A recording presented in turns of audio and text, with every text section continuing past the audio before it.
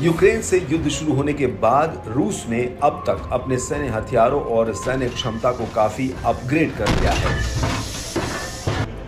America भले Ukraine को अपने बेहतरीन हथियारों की सप्लाई कर रहा है, लेकिन कई रिपोर्ट में यह बात कही जा चुकी है कि रूसी हथियारों के आगे यूक्रेन को दिए गए अमेरिकी हथियार कहीं नहीं टिकते हैं।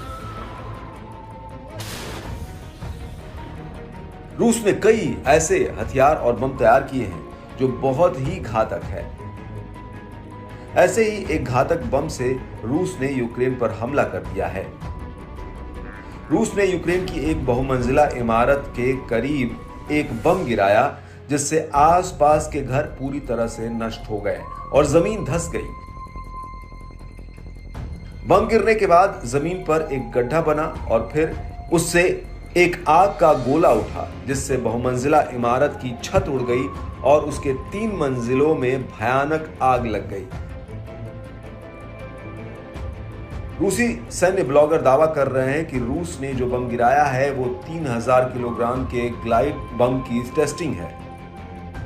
इसे फैब 3000 के नाम से जाना जाता है। इस गोले में 1.5 टन विस्फोटक भरा होता है। यह बम सोवियत युग के बम का अपग्रेडेड वर्जन है। यह अपने पुराने मॉडल की तुलना में 2 गुने भारी, 2 गुने विनाशकारी हैं। इन्हें अपग्रेड कर फिक्स्ड विंग और जीपीएस सिस्टम के साथ जोड़ा गया है। इन्हें ऐसे बनाया गया है कि ये बम यूक्रेनी एंटी एयर डिफेंस सिस्टम की पकड़ में भी नहीं आते। इस बम के अन्य मॉडल फैब 500 और फैब 1500 हैं। यूक्रेन में फेंके गए बम के बारे में दावा किया जा रहा है कि ये 1 किलोमीटर से भी अधिक दायरे में अपना कहर बरपाते हैं। हालांकि यूक्रेनी अधिकारी इस हमले में इस्तेमाल किए हथियार को लेकर कोई दावा नहीं कर रहे हैं। उनके मुताबिक बिल्डिंग में हमला करने के लिए किस बम का इस्तेमाल किया गया है, यह जांच के बाद ही पता चलेगा। हालांकि उन्होंने कहा कि अगर ग्लाइड बम गिराए जाने की पुष्टि हो जाती है तो यह फैब 3000 का पहला सबूत होगा। इसको लेकर विश्लेषकों का कहना है कि अगर रूस ने फैब 3000 को लॉन्च करना सीख लिया है तो ये उसकी एक बड़ी उपलब्धि है। ये यूक्रेन सेना के खिलाफ रूस की क्षमता को बढ़ाने वाला है।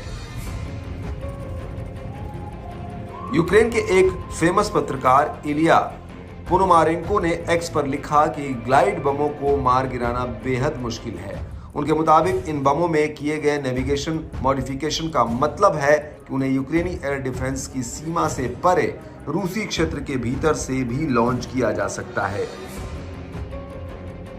इसे देखते हुए अब अमेरिका ने कह दिया है कि यूक्रेनी सेना को अब अमेरिका द्वारा दिए गए लंबी दूरी की मिसाइलों से रूस के अंदर भी हमला करने की अनुमति है। इससे यूक्रेन को ग्लाइड बमों को उनको लॉन्च की जाने वाली जगह पर ही रोकने में मदद मिलेगी। इधर यूक्रेनी नेताओं का कहना है कि रूसी ग्लाइड बमों से निपटने के लिए अमेरिका निर्मित F-16 लड़ाकू विमान महत्वपूर्ण है। पिछले महीने ही यूक्रेनी राष्ट्रपति के एक करीबी ने कहा था कि ग्लाइड बमों के खिलाफ एयर डिफेंस सिस्टम भी बहुत उपयोगी नहीं है। इसका मुकाबला सिर्फ F-16 से होगा। आपको बता दें कि यूक्रेन की मदद के लिए कई यूरोपीय देशों ने F-16 फाइटर जेट देने का वादा किया है। सभी को मिलाकर यूक्रेन को लगभग 80 फाइटर जेट मिलने हैं, जिनमें से F-16 की पहली खेप जल्द ही यूक्रेन पहुंचने की उम्मीद है। इससे यूक्रेन हवा में रूसी लड़ाकू विमानों का मुकाबला करने में मजबूत होगा।